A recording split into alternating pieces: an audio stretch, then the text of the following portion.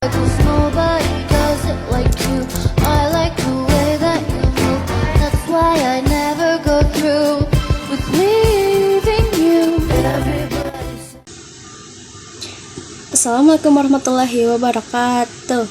Wilujeng enjing sadayana, Bapak Guru anu dipika hormat sareng rerencangan siswa-siswi kelas 17 anu abdi banggakeun langkung ti payun.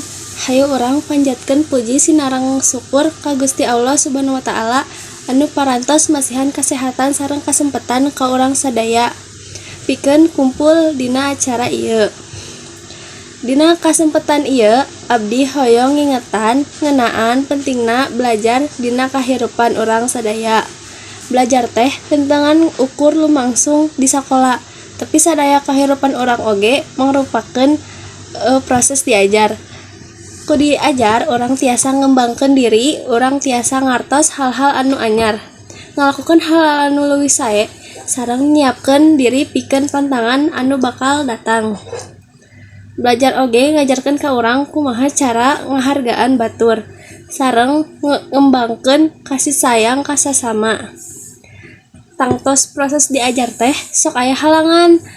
Kadang urang ngarasa capek, kadang aya kesalahan anu urang ngalakukeun, tapi halangan-halangan eta teh moal mangrupakeun halangan anu kedah nyegah urang pikeun maju. Hal-hal anu sulit teh saestuna mangrupikeun guru anu paling sae. Ku kituna hayu urang sadaya sangkan terus belajar. Naon wae tujuan urang, ulah kaleungitan motivasi. Ingat diajar teh nyaeta investasi pikeun kahirupan urang anu leuwih sae. Mugi biantara ieu tiasa janten ngainspirasi kanggo urang sadaya. Sangkan langkung rajin dina diajar. Hampura bilih aya kasalahan. Wassalamualaikum warahmatullahi wabarakatuh.